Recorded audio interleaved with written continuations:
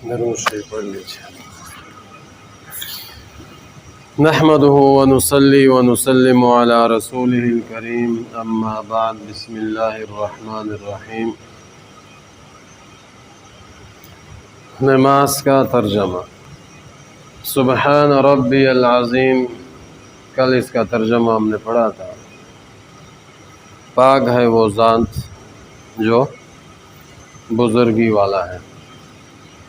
اب ہم نے رکوع سے کھڑے ہونا ہے، کیا کہنا ہے؟ سمع اللہ لمن حمد۔ اس کا معنی ہے اللہ سنتا ہے جو اس کی تعریف کرے۔ سمع اللہ، اللہ سنتا ہے، لمن حمد، جو اس کی تعریف کرے۔ نماز کی سنت ہے۔ کل یہ سنت پڑھی تھی کہ سجدے کے اندر 3 دفعہ سبحان ربی الاعلی پڑھنا کم از کم یہ سنت ہے۔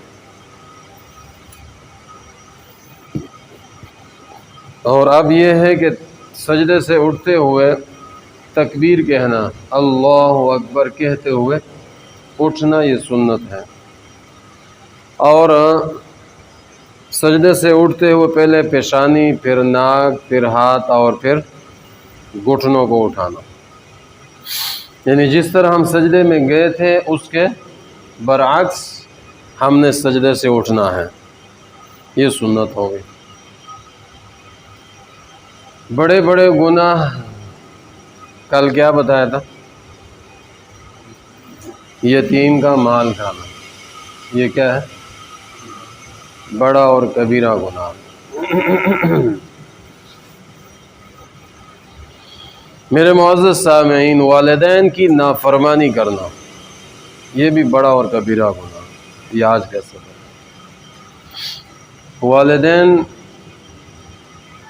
ان کا اولاد کے اوپر حق ہے، اور قرآن میں اللہ فرماتے ہیں کہ والدین کے ساتھ حسن سلوک کرو، اچھا معاملہ کرو، اف تک نہ کہو، جڑ کو نہیں، ان کے سامنے اونچی آواز سے بات نہ کرو، انتظامی معاملات میں ان کی اطاعت کرو۔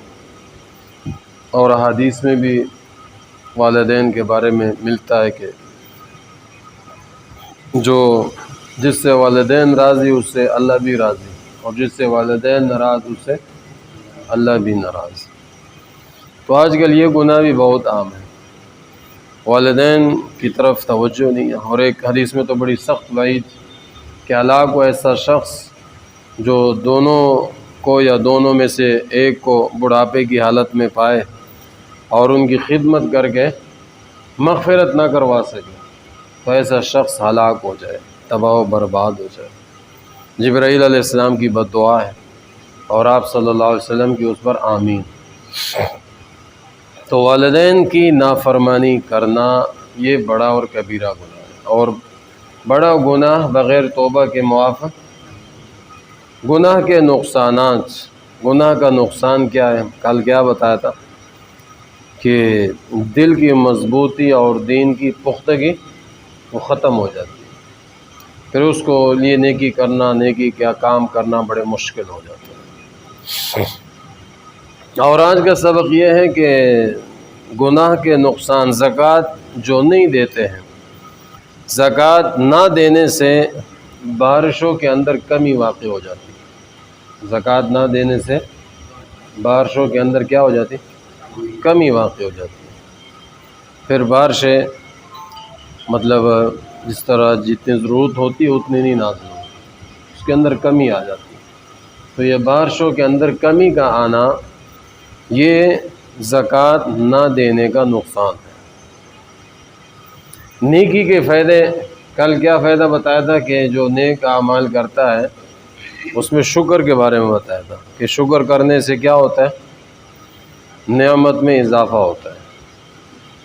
اور آج یہ ہے کہ صراط مستقیم پر چلنے سے آخرت میں پل صراط پر انسان آسانی کے ساتھ گزر جائے گا۔ یہاں پر آدمی جتنا شریعت کے اوپر پابندی سے عمل کرے گا، قرآن و سنت پر، دین اسلام پر چلے گا، عمل کرے گا، تو آخرت میں پلسرات پر اتنا ہی جلدی سے گزر جائے گا اور آسانی سے گزر جائے گا۔ اور یہ احکامات ہم سب کے لیے ہیں، صرف علماء کے لیے یا کوئی خاص طبقے کے لیے نہیں ہے۔ جس نے بھی کلمہ پڑھا ہے، جو بھی مسلمان ہے، سب کے لیے ہے کہ ہم سب پورے کے پورے دین پر چلے عمل کریں۔ عالم دین ہونے کے ناطے اور اس منصب ہونے کے ناطے ذمہ داری یہ بنتی ہے کہ میں آپ تک حق بات پہنچاؤں، میں آپ کو ٹھیک صحیح دین کی بات پہنچاؤں۔ اگر اس میں گڑبڑ کروں گا تو حدیث پاک میں آتا ہے کہ جو علماء حق بات کو چھپاتے ہیں، قیامت کے دن آگ کی لگام اس کو ڈالی جائے گی۔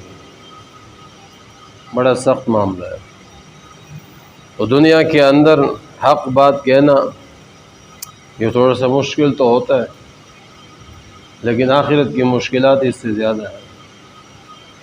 آپ حق بات کہو گے تو کچھ لوگ ناراض بھی ہوں گے، کچھ لوگ اعتراض بھی کریں گے، اور کچھ رکاوٹوں کا، مشکلات کا بھی سامنا کرنا پڑے گا، لیکن اس کی پرواہ کیے بغیر اللہ ہمیں حق بات کہنے کی توفیق نصیب کرے۔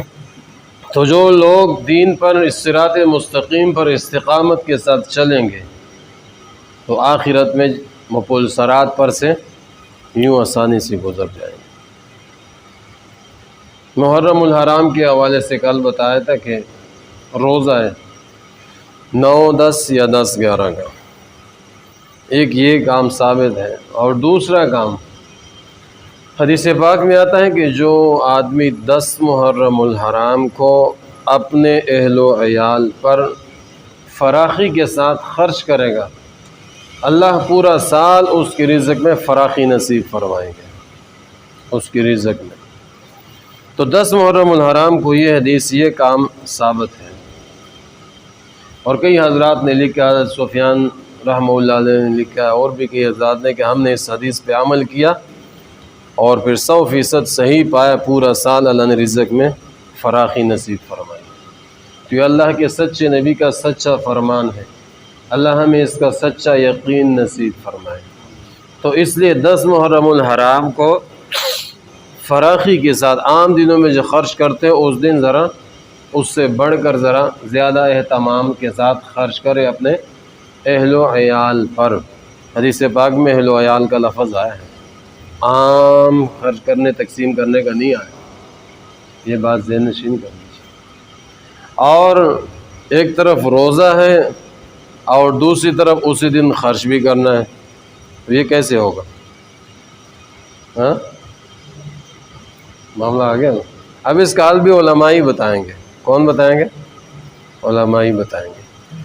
سحری اور افطاری میں خوب اہتمام کریں، اور دن میں جو بچے ہیں یا جن کا روزہ نہیں ان پہ خوب خرچ کریں۔